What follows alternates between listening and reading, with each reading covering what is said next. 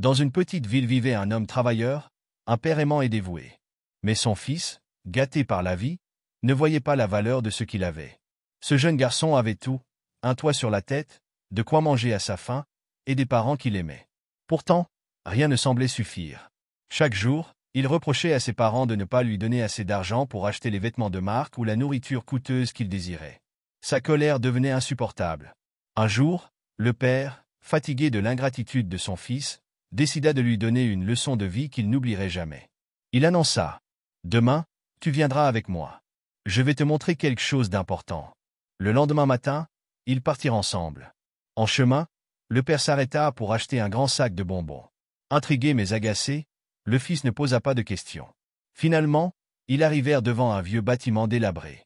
La peinture des murs s'écaillait, et les fenêtres semblaient usées par le temps. « C'est quoi cet endroit ?»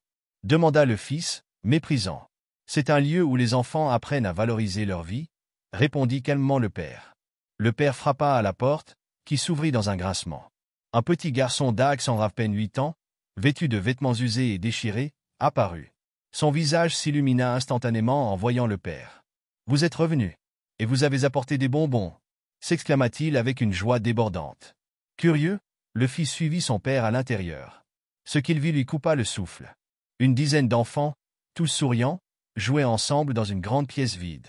Ils portaient des vêtements trop grands ou trop petits, certains troués, mais leurs visages respiraient le bonheur.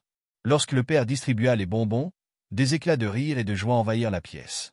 Chaque enfant prenait une friandise avec une gratitude palpable, certains en conservaient même une pour plus tard, comme si ce petit trésor devait durer une éternité. Le père s'approcha alors de son fils, qui observait la scène en silence. « Ces enfants n'ont rien, » lui dit-il doucement. « Ils ont été abandonnés par leurs parents. Personne ne se soucie de leurs désirs ou de leurs rêves. Et pourtant, regarde-les. Ils sont heureux avec si peu. Un simple sac de bonbons fait leur journée. » Le fils sentit son cœur se serrer. Il se rappelait de toutes les fois où il s'était plaint de ne pas avoir de nouvelles chaussures ou du dernier gadget à la mode. Il baissa les yeux, incapable de soutenir le regard de son père. « Tu sais, » continua le père, « ces enfants donneraient tout pour avoir une famille comme la tienne. Quelqu'un pour les aimer, les protéger, ou simplement les appeler « mon fils ». Ces mots frappèrent l'adolescent comme un éclair. Il sentit ses yeux se remplir de larmes. Une vague de honte et de gratitude déferla en lui.